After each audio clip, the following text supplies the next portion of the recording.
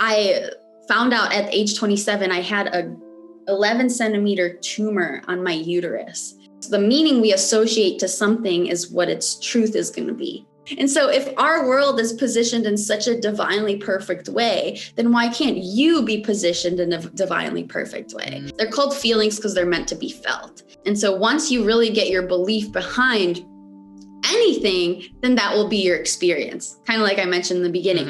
Whatever I think in here internally is going to be projected externally. Because we're not taught how to connect to ourselves. And we almost think that the distraction is going to give us that happiness, to give us that fulfillment, to give us that dopamine hit, like the burger you mentioned. This idea of death actually connected me more to life, and it connected me to the simple things in life. And I think that with immortality, that magic of life and the simple things of life would be taken away. And if that's taken away, then what's the point? I've got chills. And yeah, I did have chills right there. And that's purely because this was one of, if not the most insightful conversation that we've had on the podcast so far. Our guest today was born and raised in the United States by a traditional Romanian parents, and they came there in late 1980s, and basically all that they wanted from Nathalie was for her to pursue medicine. She did that. She went to college, she did pre-med, she did 1 year of research, and 2 years in medical school. She basically had her quarter-life crisis. She realized that basically she couldn't find fulfillment in everything that she was doing at the time, and you'll see that she also encountered a very, very life-changing experience when she had a very big tumor taken off her uterus. She's gonna touch upon that as well. And basically what she does now, she helps high performers, leaders, and anybody that wants to take things to the next level with their performance, mindset, basically helping them with their career, business, relationships. You call it, she does it. Basically in this episode we touch upon a lot of various topics, super important topics, such as why people are afraid of change, afraid of the unknown, and also why stepping out of one's comfort zone is so difficult to do. We also touch upon purpose and how life is just magic in itself. Nathalie talks about giving yourself permission to listen to yourself, and also that's the reason behind the title. So we also touch upon distractions, what to do when you are stressed or feeling anxious. She gives us some super insightful and applicable tips. Also, we talk about becoming more connected to yourself, and she also becomes quite vulnerable. During the podcast, she drops a few tears because she's basically opening up, talking about her past limiting beliefs about around money and around other things. And yeah, it's been super insightful. I'll leave you guys to it. And without further ado, ladies and gentlemen, Nathalie Botezatu. You are listening to The Grateful Show with your hosts Pascu and Bogdan. Join us on our mission to spread awareness around mental health and make people feel happier and overall more grateful. Each week, we bring you an inspiring guest, stories, and a message that will help you become your best self and pursue your life mission. Welcome back, ladies and gentlemen, to another episode of The Grateful Show. I hope you guys are doing incredibly well, because if you're not, you're just about to be, because as you can see in the title, today we have no one other than Nathalie Botezatu. How is it going, Nathalie? Hi, everyone. I'm doing so good. I'm so happy to be here. Thank you so much for having me, Pascu. Brilliant. It's a pleasure to have you on. And what time is it for you there? Because I know there's a difference between us now. Yeah, so I'm based in Los Angeles, so it's 9 a.m. for me. So first thing in the morning, starting my day off with some gratitude and gratefulness with this conversation. So I'm really excited. Love it. Love it. Speaking of gratitude, what are you grateful for today, Nathalie?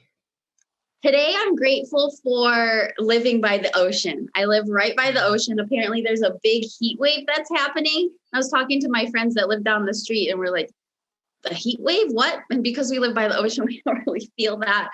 So the weather's always gorgeous here where I live. I love it here. And so I will probably be going on a little walk later to the beach. And so I'm always grateful for that. I've been living here for 3 years, and every single day. It never gets old. I see the ocean, I see the mountains, and I'm just like, holy shit, I can't believe I live here. But I chose it for myself. So I'm really grateful that I chose that for myself, and I'm really grateful that I live where I live. Awesome. Love it. Love it. And look, Nathalie, obviously we spoke before. I know a few things about you and your story, but for audience that doesn't really know who you are, can you give us like a 3 to 4 minutes introduction into who you are and basically how you came to be where you are now? Sure, absolutely. So my name is Nathalie Botezatu.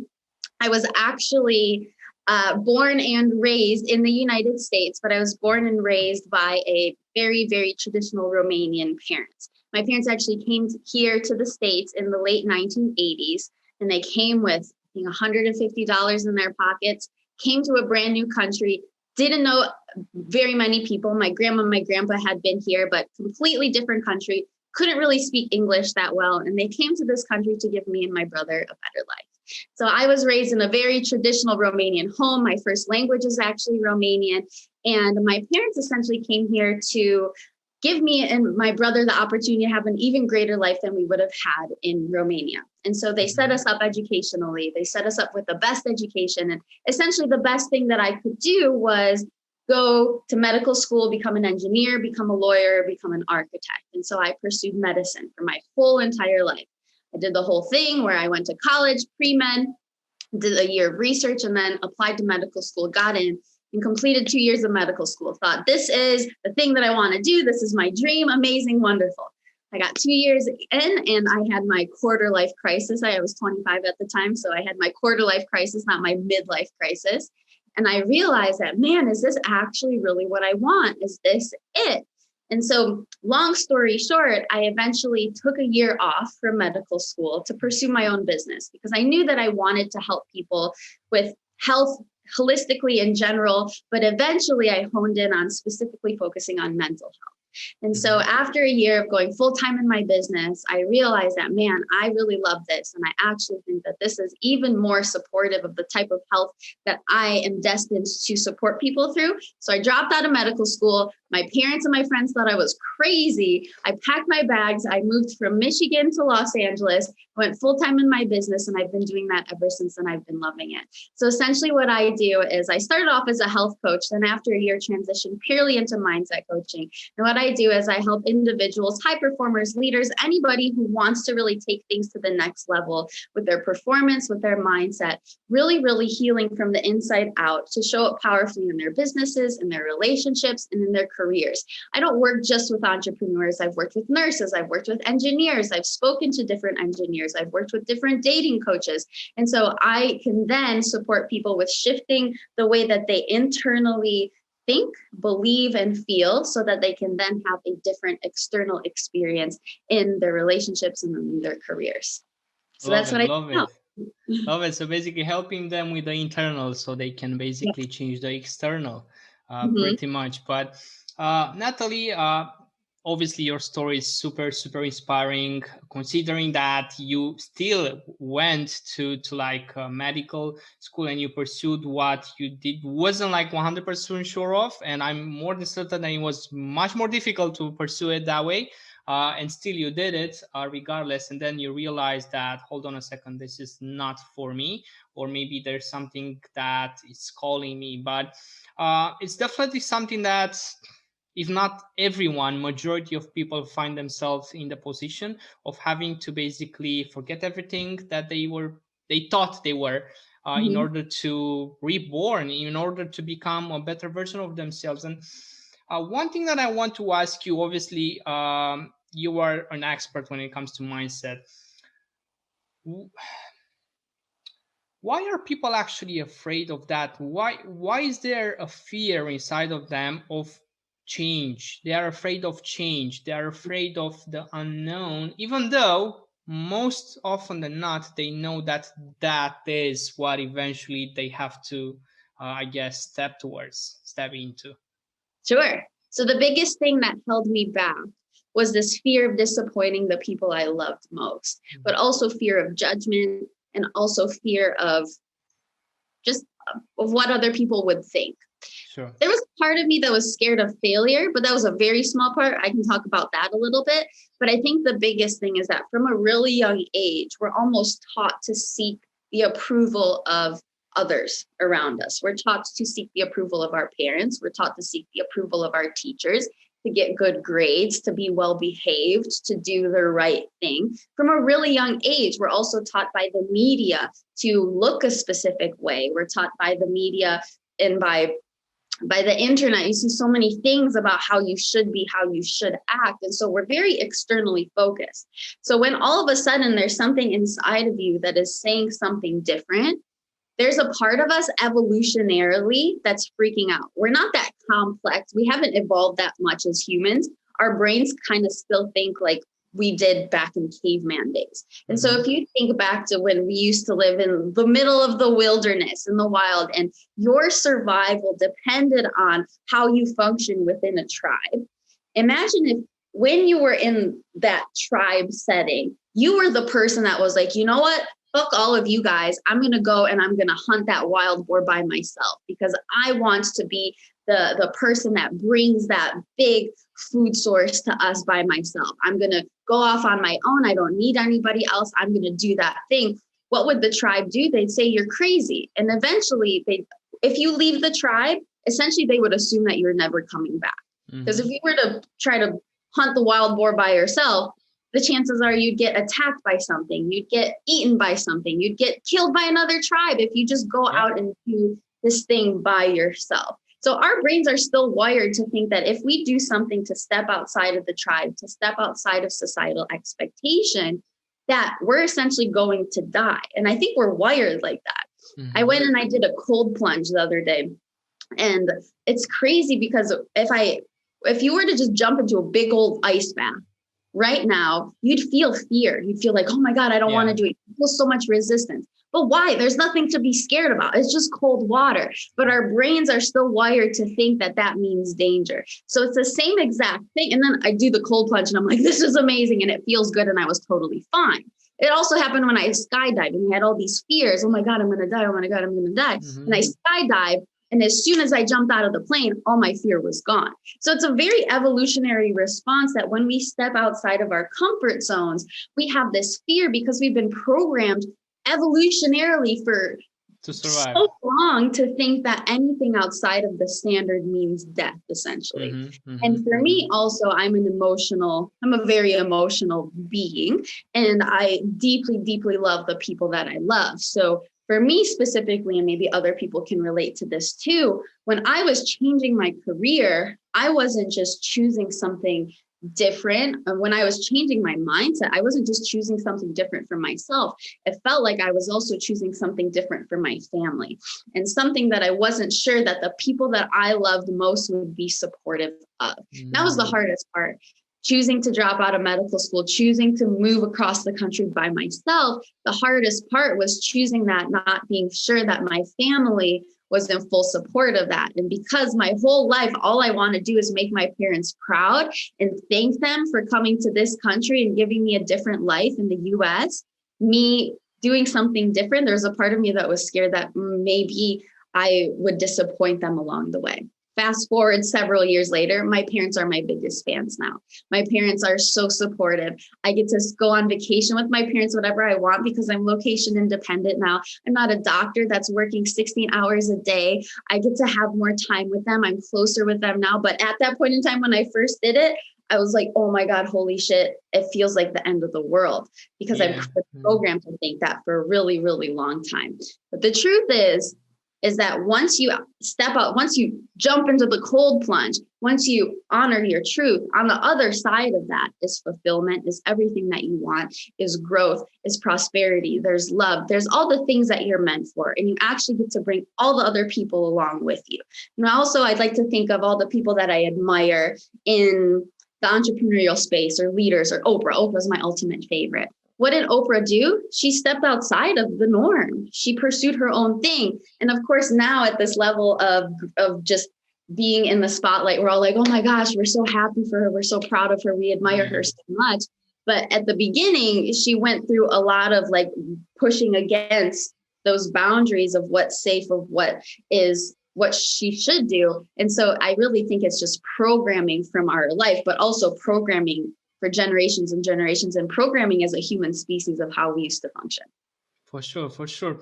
And I really love the fact that you came back to the whole idea of a tribe and how we used to live in, like, I guess, bigger groups. And I was listening to Revelation by Russell Brand, which is, by the way, an amazing piece of a book. And basically what he said is, all we want is to be seen and to be loved. How has it all become so complicated? And basically, I guess what he was trying to get out of the listeners, the readers, is, why are we actually trying to make things so complicated, trying to chase certain, I guess, highs, certain certain, I guess, monetary value or exchanges, when all that it comes down to is love and actual recognition. And I think it was the same with yourself. You were kind of afraid that you would lose that recognition from your parents, because if you would fail, you would disappoint them, therefore you won't be as worthy of love to them, right? Yeah, absolutely. For sure. I relate to that so much. Currently, I'm a big fan of A Course in Miracles. I'm not sure if you've heard of A Course in Miracles. Yeah. And so I'm working through that. I've been working through it for quite some time, but I'm working through it again. And similar to what you said, what is it that we want as humans? And Marianne Williamson said this specifically. What we really want is to love and to be loved. What is it that really brings happiness? Like, what is the ultimate source of happiness? And really, that's what we want as humans, is we just want to be happy. And some people think money is going to do that. Some people think a certain level of health is going to do that. Some people think relationships, career, whatever it might be, that's the source of that. But really, just loving and being loved is the source of happiness. And then also being creative and creating and sharing who we are and sharing our gifts is the ultimate source of happiness, which at the end of your life, at your deathbed, what are you going to reflect on? You're probably going to reflect on, how did I share of myself in this life, but how did I love the people that I love, and how did I share that love? And so I think that with the pursuing of me, for example, when I was deciding to leave medical school, when I was deciding to pursue my business, I wasn't just pursuing a new career, I was pursuing my truth. And if I really think about it, what did I really want? I wanted more love, and I wanted more connection, and I wanted more fulfillment, and I wanted to be more of myself. And I felt like I could do that in my own career. I felt like I could do that more outside of medicine, this field that I thought that was going to give me the thing that I want. So I think that a lot of people are actually scared to be honest with themselves about thinking that if I pursue purely what I want, and I pursue my happiness, and I pursue giving and receiving love, and I pursue being creative, they're scared that they might not actually get what they want through doing that, because there's not a lot of people that are saying that that's the way to live life. That's not the way to actually function as a human. You're supposed to do this career. You're supposed to make this level of money. You're supposed to have this amount of money in your retirement and your 401k. Then you'll be happy. This is the car you should drive. I drive a wonderful car that I really, really fucking love, but that's not the source of my happiness. That's just an extent of who I am. And so I'm really glad that you brought that up, because essentially that's what we really want, but we're not really taught by society to give ourselves permission to pursue that in whatever way we feel called to. 100%. And I think it all comes down to, of course, self-awareness, because more than anything, if you're not self-aware, if you're not present with your being, with your thoughts, with your emotions, with everything that goes to your mind, really, you won't be able to understand what makes you happy. And I think that's the problem with society nowadays, because they are never present enough to be like, I'm craving a burger. Why am I craving a burger? Is it because I'm sleep deprived? Is it because the person I'm expecting a text from is ghosting me, and maybe I'm just feeling a bit low, and maybe I just want some dopamine hit from the burger? Or is it because I'm hungry? They don't really go into that depth in order to really answer themselves, because I believe that most answers are within us. We don't have to ask anybody for them. It's just a matter of actually learning how to ask the questions. And I think it's definitely something that you are recognized for. You teach people how to unlock themselves almost. I know we had a couple of sessions together, and really all that you were doing was listening to myself and asking questions, and everything else was just myself having the realizations on the spot. How does that work, and how do you actually help people give themselves the answers? Sure. So I agree with you when you say that all the answers are actually within us.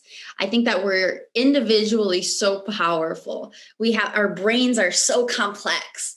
And as just a living, breathing human being, that's a magic in of itself. Like, this thing that always gets me is think about your heart and think about how it's beating inside your chest right now. You're not plugged into the wall like my computer's plugged in right now for it to function, for it to work. My heart's just beating. And somebody who's really I have a science background, somebody who's very into the science of things be like, oh, well, your heart's beating because of electrical impulses. I'm like, okay, sure. So the propagation of electrical impulses on different nodes in your heart, that's keeping your heart beat. Let's look at those electrical impulses. Within those, what's driving those electrical impulses is the flux and the movement of different ion channels. Calcium, potassium, and all of that. If we look at those ion channels, what is driving those? What's the why behind those? How is that actually working? It's the constant flux, but what is the inherent why behind why those calcium channels are pumping those ions to then make the charge propagate along your heart, to then beat your heart, to then keep you alive, to then allow you to move through the world, changing lives and having impact and being creative. Like, that's magical to me, that our hearts are just beating just because. So behind that, I believe that there's magic, there's a purpose. And I think it's also up to us to figure out why that is. I believe that we're all here for a reason. And you and I are here right now because this is where we're meant to be. Otherwise, we'd be somewhere else.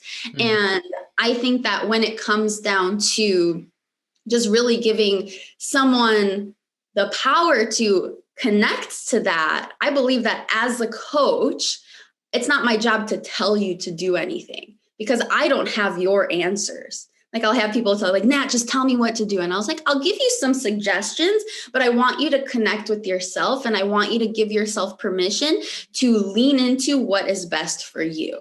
And when people ask me, Nat, how did you achieve the level of success that you have? Nat, how did you do this? How did you do that? At the end of the day, it always comes down to, I really leaned in to listening to myself and listening to my intuition, knowing my personality, knowing my energy, knowing my emotional states, and being okay with that, and then making decisions from knowing myself.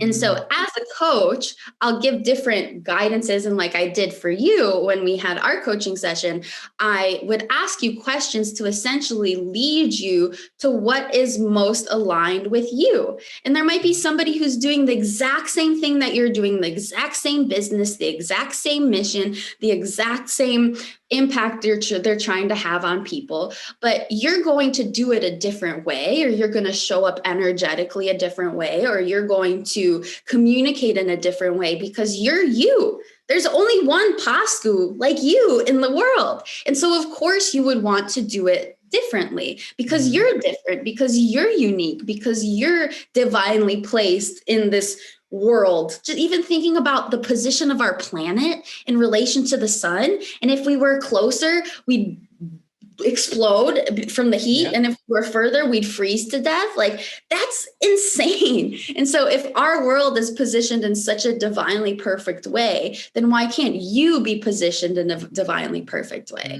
So I then get to be a leader, and there's a lot of people that are doing what I'm doing. But I get to be one leader, one coach that is giving people permission to listen to themselves, to listen to their guidance, to honor their creative endeavors, to honor their desires, to honor their goals, to honor the way that they want to live their life. And so I also then get to give them permission to do that, but also I get to give them the tools. Some of them I've learned, but some of them I've gotten from other people as ideas. And some of the tools I'll give you maybe don't work, and that's okay. But then you get to practice using them. You get to practice listening to yourself and listening to your thoughts. I'm big on meditation. I love float tanks. If you ever heard of a float tank, it's a sensory deprivation chamber. And so you go into this salt pool, and because it's so salty, you float at the top. So you just float there, and it's completely pitch black, and you can't hear anything because it eliminates all sound, and you can't see anything because it's pitch black. You can't really feel anything because you're floating in this float tank. And so it's this deep meditative state where essentially I'm forced to be with my thoughts. And a lot of people are really uncomfortable being with their thoughts and being everyone, with almost yeah, everyone. Of course, I was at first, because I'm like, my thoughts seem endless. But they seem endless because they seem infinite. It's kind of like space. If you think of outer space and how infinite it is, that can either scare the shit out of you, or that can make you really, really excited, really, really amazed. But it's a choice and perception. It's the same with our minds. Our minds are just so infinite, so complex. You can either be excited about that, or you can be scared as shit about that. And I think that a lot of people are scared about it, because if you think of the way that we are raised as human beings, most people, not everybody, raised as human beings, or specifically, I'll talk to the education system here in the US, we're never taught how to feel our emotions. When kids cry, we try to get them to stop crying. We don't necessarily let them cry. We think that they shouldn't cry.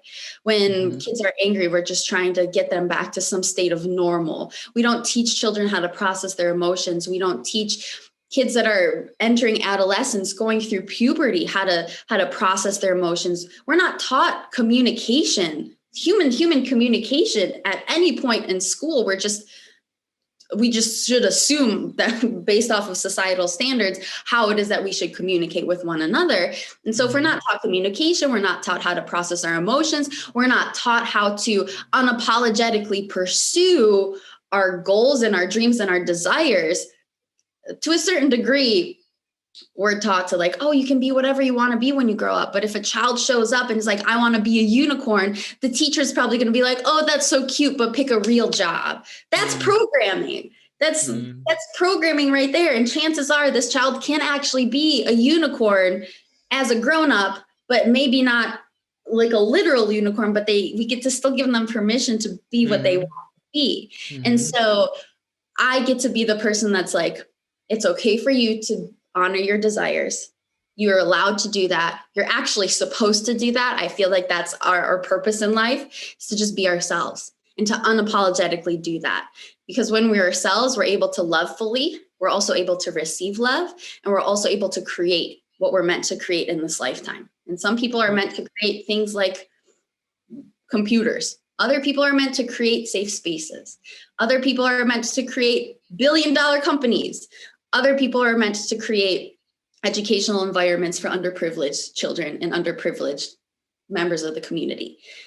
But it all starts with us being ourselves. And I'm here to plant that seed and give people a safe space, and recognizing how when you honor doing what you want and being who you are, and I do that by asking specific questions, never telling you, that's when you get to actually have everything that you want. That's when you get to have a fulfilling life. That's when you get to be loved and receive love. And that's when you get to be happy and live a fulfilling, wonderful, full life.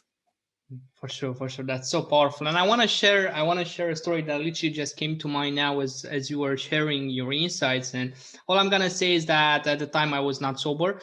I cannot share more than that. But basically I was going through a forest, and I was thinking about the trees. I was like, man, those trees are so amazing, and like how they are basically in like some sort of, they're co-living like with each other. They are sharing like soil, they are sharing water. And then I thought, hold on a second, this is how we as humans should live as well. But what happens when you actually grow up? It's like taking a tree, putting into some sort of bowl, limiting its growth, limiting its capabilities of reaching the light, reaching the waters or whatever. No, you have to be this certain way. We cut the tree, whatever shape we want. Every single tree has to be the same, and is that the case? Probably not. If you go in the forest, there's different trees, like different branches, different trees that have different, I guess, smell, different seeds, and like it's the same with people. And I think that's the problem. And going back full circle towards what you were just saying about emotions,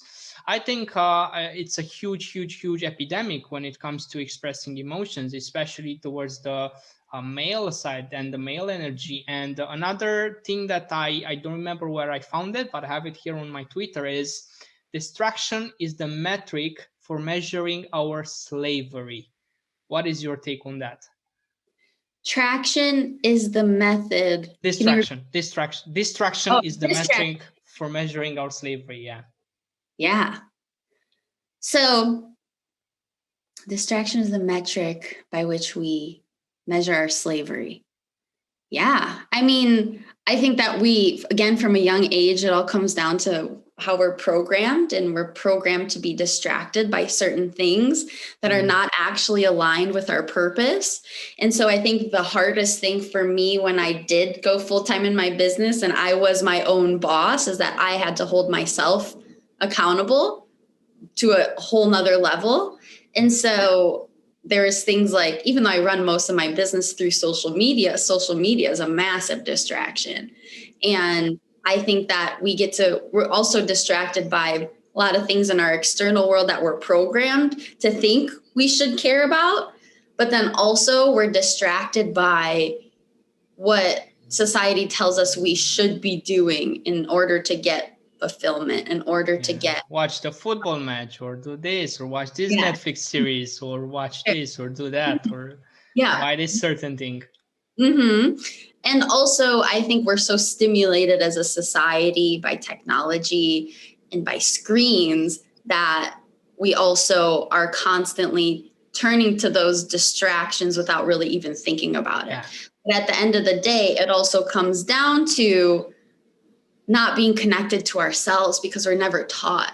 So distraction is going to be the thing that you divert to because that's what you're taught from a really young age, whether it's TV, whether it's social media, whether it's drugs, whatever that might be, because we're not taught how to connect to ourselves. And we almost think that the distraction is going to give us that happiness, to give us that fulfillment, to give us that dopamine hit, like the burger you mentioned. But really connecting to ourselves, I think, is the ultimate source of that. But how would we know to do that without being supported and connecting to ourselves?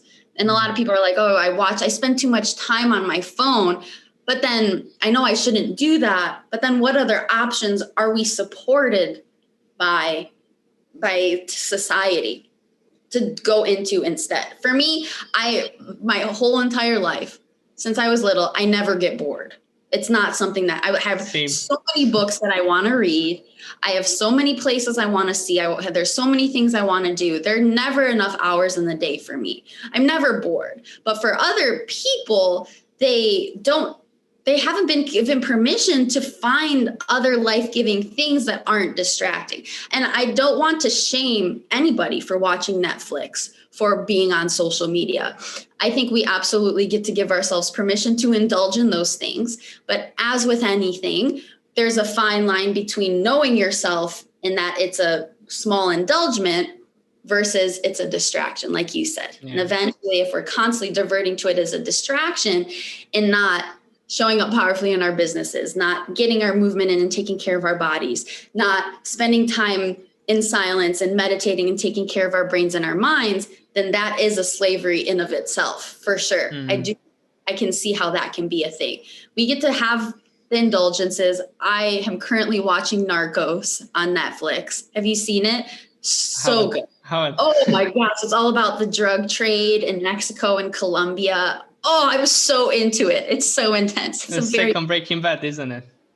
Kind of. I haven't watched Breaking Bad, and I think I want to watch it. And so I love my Netflix shows. I love my guilty pleasures, and I give myself permission to indulge in those because I believe that life gets to be full of indulgences and doing fun things that don't necessarily have to have a purpose. But also, I'm even more intentional with making sure that I'm pouring into myself, taking care of myself, showing up powerfully for the purpose that I believe that I have, and being my authentic self. And then I'm doing the indulgence. Then the indulgence is an extension of who I am.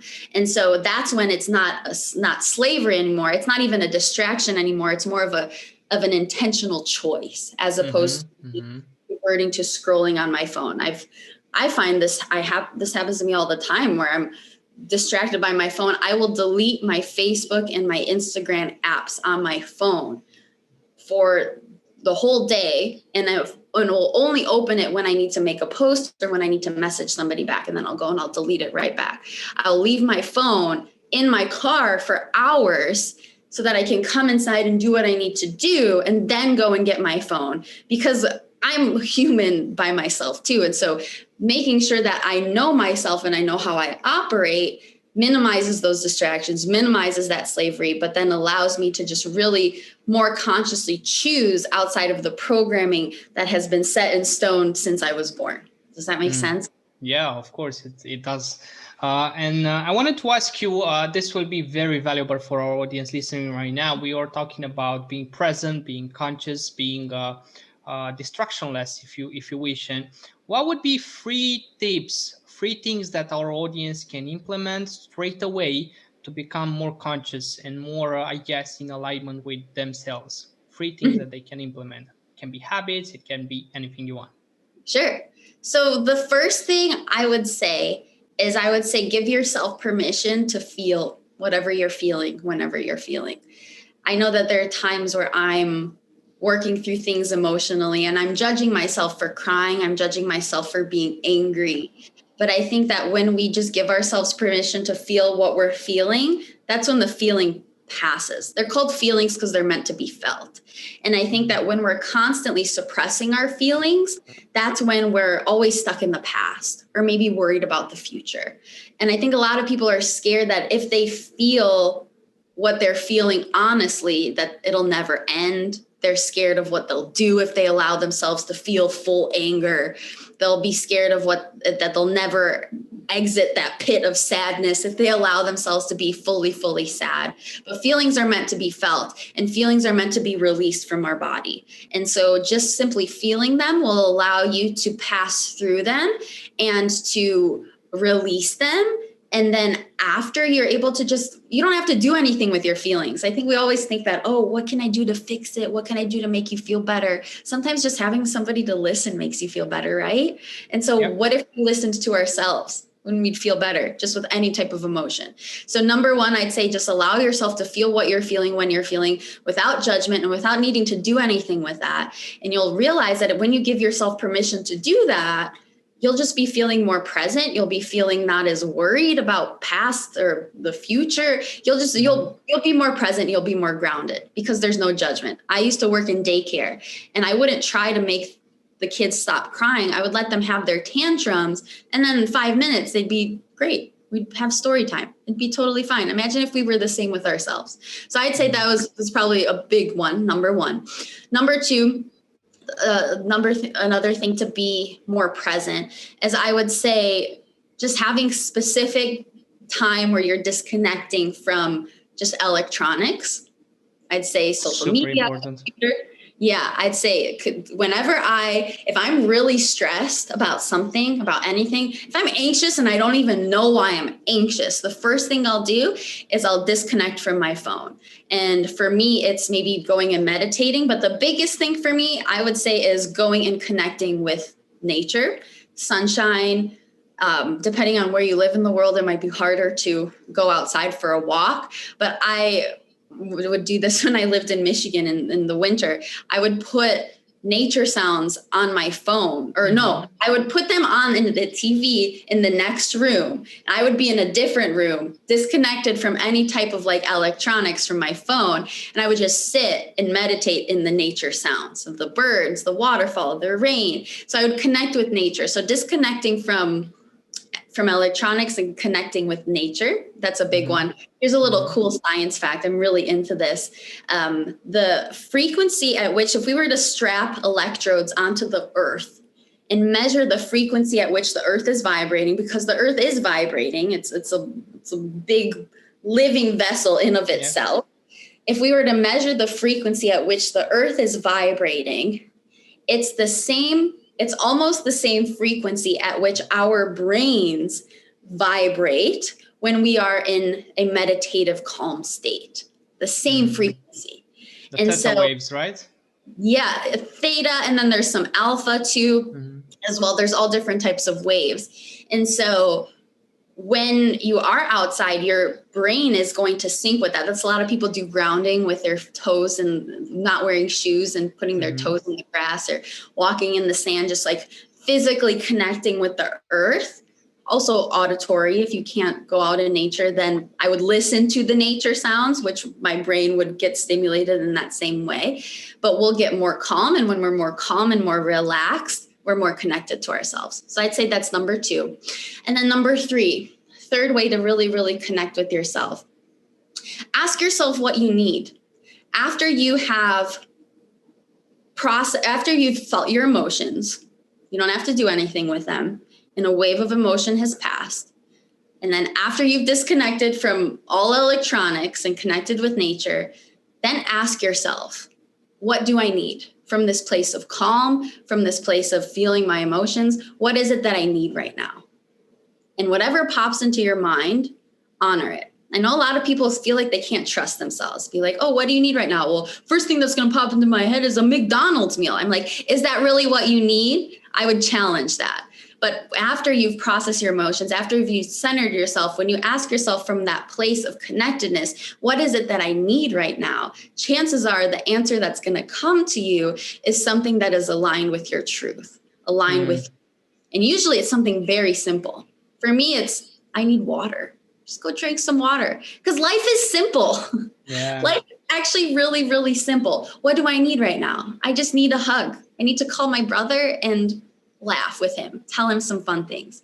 What do I need right now?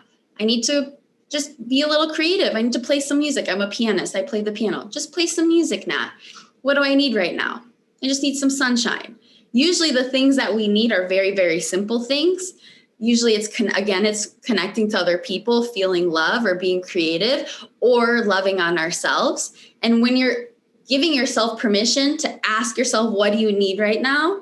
And then giving that to yourself, you'll build trust with yourself, but you'll also just be more at home with yourself and knowing that you can move through the world, through any type of shitstorm, through any type of challenge, through any type of tough and rough thing. If you can allow yourself to feel what you're feeling, disconnect from the noise, and then give yourself what you need, you'll be so connected with yourself, and you'll just be at a completely different level of self-awareness and peace as you're moving through the world.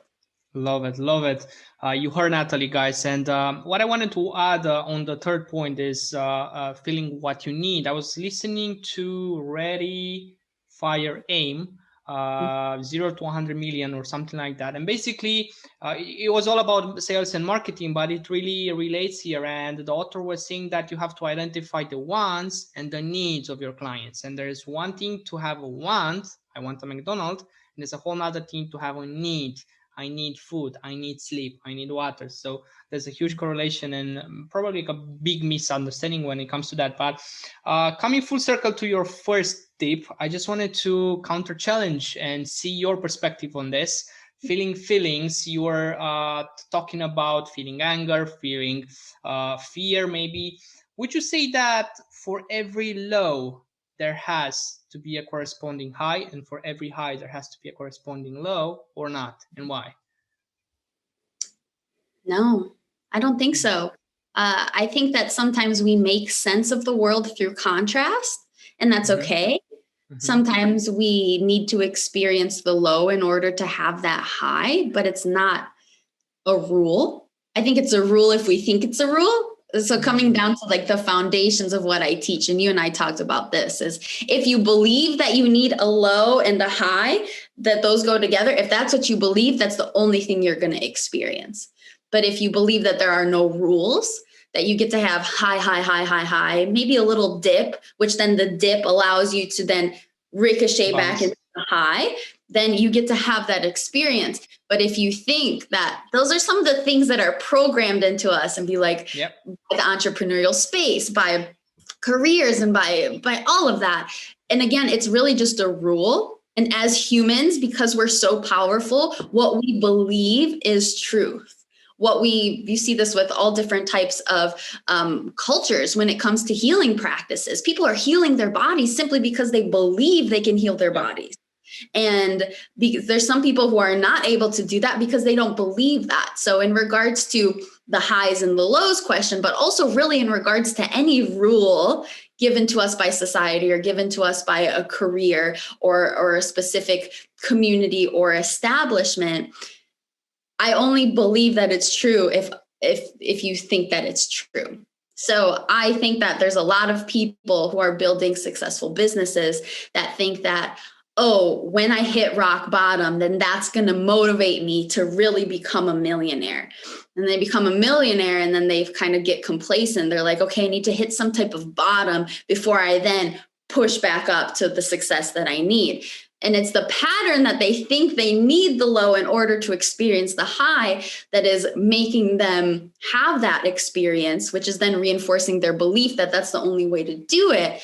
But imagine if they gave themselves permission to realize, actually, I don't need to experience a low point in my life in order to have that high. I get to decide that I get to experience that high just because I want it, just because it's meant for me, just because it's my destiny. And so once you really get your belief behind anything, then that will be your experience. Kind of like I mentioned in the beginning. Whatever I think in here internally is going to be projected externally. So if I think that that's what is needed, then that's what's going to be my truth. Now, I've had very lows in my life that were scary and were very shaking, but I don't have to recreate those in order to have a transformative experience.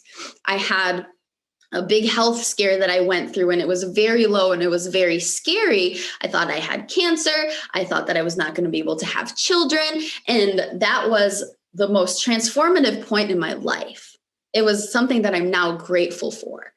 And I look back on that and I'm so grateful for that. I found out at age 27, I had a 11 centimeter tumor on my uterus and it grew really fast. Because it grew so fast, they thought that it was cancer. And so I had to have emergency surgery and they didn't know if it was going to be cancer or not because it grew so fast. So I signed hysterectomy papers. I was like, if it's cancer, take out my ovaries, take out my uterus, take out my intestines if you need, if the cancer's there, like take it all out. And that's at age 27. It's not something that somebody normally has to deal with. And so it was a scary point in my life, but it ended up being all okay because I had an amazing mindset and I was determined to heal from it no matter what the outcome. I was okay with whatever the outcome would be, but it ended up being just a tumor and they just took it out and I was totally fine after that. It was quick. I healed in 4 weeks. It was totally fine, not cancerous at all. But it was a very low point in my life that I was really, really shaken by what is it that I'm really doing here? Am I really following it was kind of like dropping out of medical school. Another one.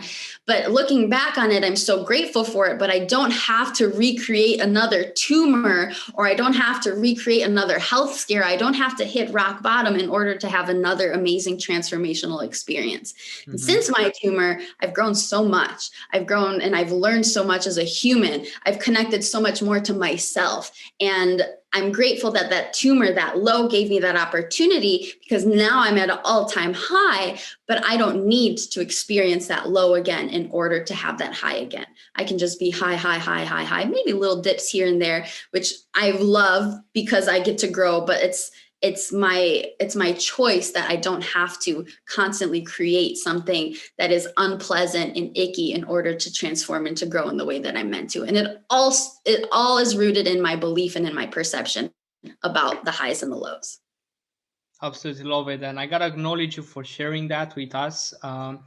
It's definitely been a low point for you, and it was definitely a question that I would have asked you. Is something that we asked each guest is what's one event that you are the most grateful for, and what you are telling me in regards to the highs and lows is super refreshing to hear. And I was reading The Big Leap. I think it's Gary Mhm. Hendricks or Gay Hendricks, and basically the whole, I guess, purpose of the book is to identify your upper limit when you're upper limiting yourself. And it happened to me various times when I thought that, again, for a high I have to actually go like an underdog and like go through shit for only for me to I guess deserve that high. And again, yeah, it's all a matter of belief.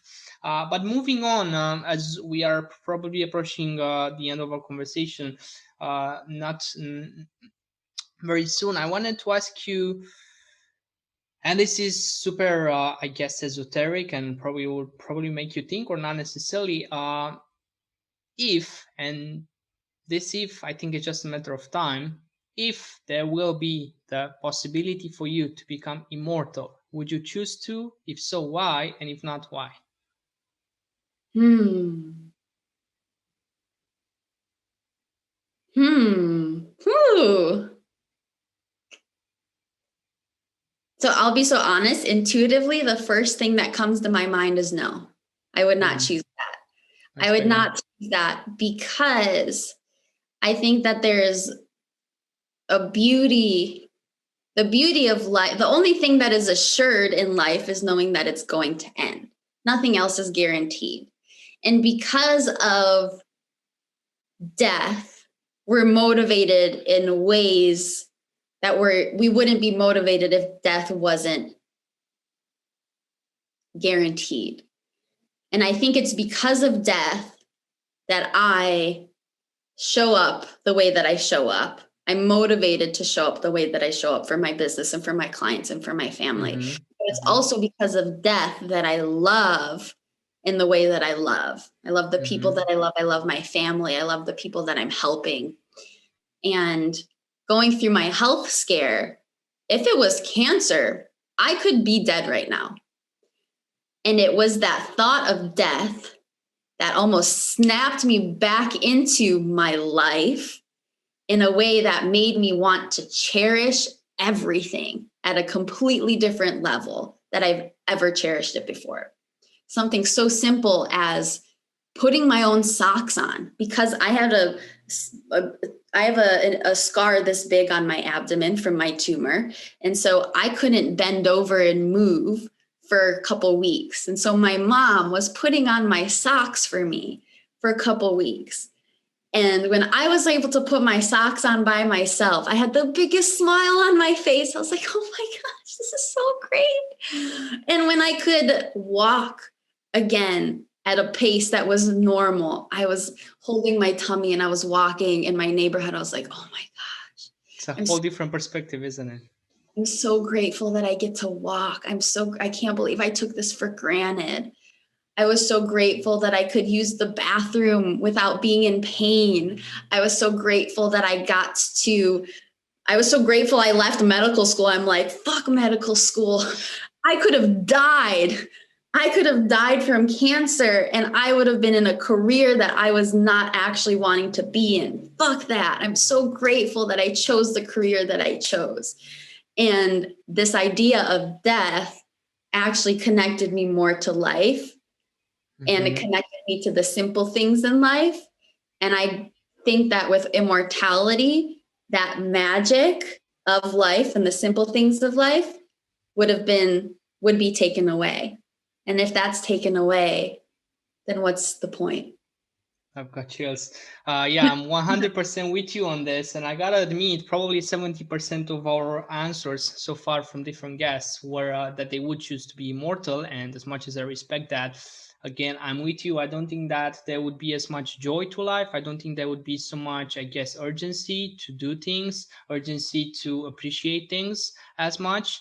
And again, coming full circle to the contrast that we are talking about, and feelings and I guess good and bad, without death, I would argue there would be no life, and without life, there would be no death. So I guess it all comes down to perspective. And yeah, really enjoyed your answer. But before I'll ask you the last question of the show, Nat, I just wanted to, I guess, get your perspective on this. And I'm gonna ask you: do you think that being rich is something selfish? And if so, why? And if not, why? I don't think being rich is selfish at all. Mm. I think that every single one of us has a choice of what it is that we want to pursue. And when we choose to pursue anything, riches, health, a relationship, career aspirations, we get to also choose what intention we want to place behind that choice. And there are a lot of people that are choosing prosperity and money from a selfish place. But I do think that when you can choose to be rich from a place of, I'm assuming you mean rich money wise. Yeah. Okay. Because you can be rich in all different types of things. But also if you're rich in money, you can also choose richness another way. That's a different conversation. But when you're choosing, I'd say, what is the intention that you're choosing to be rich with? Because a lot of people are choosing it. I would say most people are not actually choosing it for selfish reasons. I think they're actually choosing to be rich because they think it's going to give them happiness. I think that's all really humans want. That's why people do drugs. Yeah. That's why people eat specific foods. That's why people travel the world, is because they're just seeking happiness. That's all they want. The path to hell is all paved with good intentions, someone once said. Yeah. Mm-hmm. And so you can pursue being rich with particular intentions, but imagine if you pursued richness with loving intentions, with intentions of doing amazing things with that wealth. So for me, I actually had a lot of limiting beliefs around allowing myself to be wealthy. A lot. I thought that people who are rich are selfish. People who are rich are greedy. People who are rich are bad people. They do bad things with their money. These are all perceptions based off of what I saw. But then I started meeting people who were rich that were philanthropists. I started meeting people that are rich that were doing amazing service things and service projects. And actually, I think when I was 11 or 12, I wanted to join the Peace Corps because I just wanted to serve. But then I had a really defining moment where I realized that actually, if I pursue richness and a shit ton of money, I can help a lot more people in the Peace Corps than I would just me by myself being a person in the Peace Corps, living a life of poverty. Welcome to the real world. Yeah.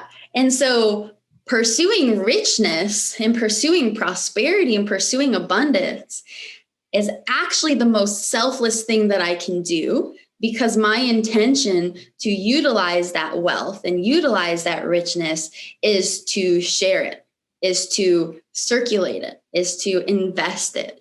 And if we're going to talk a little bit about the woo-woo stuff, and we haven't talked much about this, but if I personally believe in God to a certain level, but I believe that my God is unique to me. It's not one God. It's not one percentage. I was raised Catholic and in a Catholic school, but I also was raised Orthodox Christian in the Romanian community. But I don't actually identify with any of those relationships or with those religions, but I have my own relationship with God. If I were to ask my God, what do you think about richness and wealth? I believe that my God would want to give me all the wealth because he knows what I would do with it. Because I would do amazing things with it for my family, and I would spread it and I would circulate it and I would do good things with money. And so if more and more people give themselves permission to be rich, to do good things for themselves and for their family and for their communities, that's actually the most loving and selfless things that somebody can do for themselves and for the world, is if they give themselves permission to do that. Because the meaning we associate to something is what its truth is going to be. So you can have a knife in your hand and you can use that to kill somebody, or you can have that same knife in your hand and use it to make your really healthy salad. That's a same tool, different use. One is a aggressive, deadly use. The other one is a healthy, supportive use for you. The same is with money. We get to choose what it means and we get to choose what we use it for. Some people are using it for not so good ways. That's not my problem. But I'm going to be the person that's going to choose to use it in a way that's loving, in a way that's selfless, and in a way that is a win for everybody. And more people do that, then money is going to be treated differently, valued differently, and received and circulated differently. It was Yuval Noah Harari that wrote Money, and basically it's like a very tiny book that talks everything about money, and it was super eye-opening for me, even though I knew that we give meaning to money and money doesn't really exist. It's just our imagination and our perspective, our perception of things and how society works. I truly resonate with that. And to end it up, I'm going to ask you the last question of the show, because again, I want to be super mindful of your time and our audience time as well. So really take your time with it. You are on your deathbed. So you are just minutes before you die. You already said goodbye to all your loved ones. There's no pain involved. You just know that you have to go onto the other side. But before you do so, you get to witness the best version of yourself, the person that you could have become. You look that person in the eye, you see and comprehend what you could have reached. How would you feel about yourself and about the life that you have lived in that particular moment?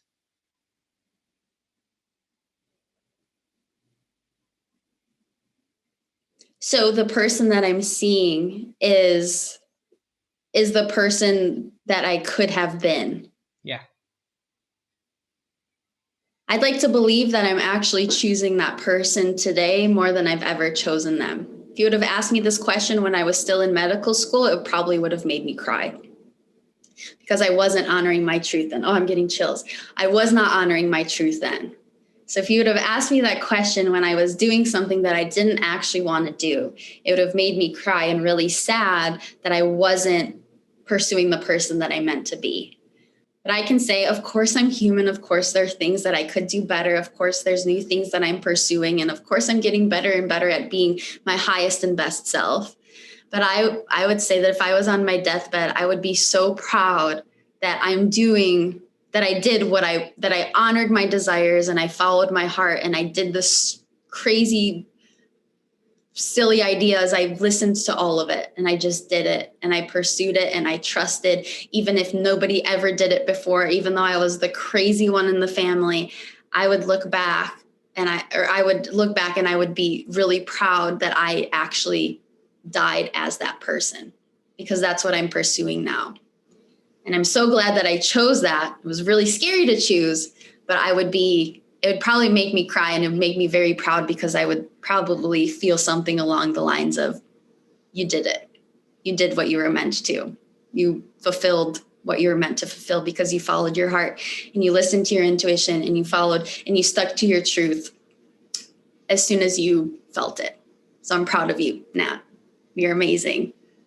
On to the next life. I don't believe that death is another reason why I said I don't want to be immortal, because I believe that what's beyond death in my human form here, I'm actually excited to see what's beyond. I'm not in any rush. I would like to live a nice, long, happy life, but what's beyond that, I'm excited for it. One would argue that death is just a human construct. That's another story for another time, but yeah. It's definitely been super enjoyable, and I hope that the audience has taken out at least 1% of the things and insights that I've personally taken out, and that would be more than enough. But with that said, Nathalie, before I let you go, I just wanted to give you the red carpet to step on and just tell our audience where they can find you, how can they work with you, and every resource that you want to share, feel free to share it now. It's all going to be linked in the description box.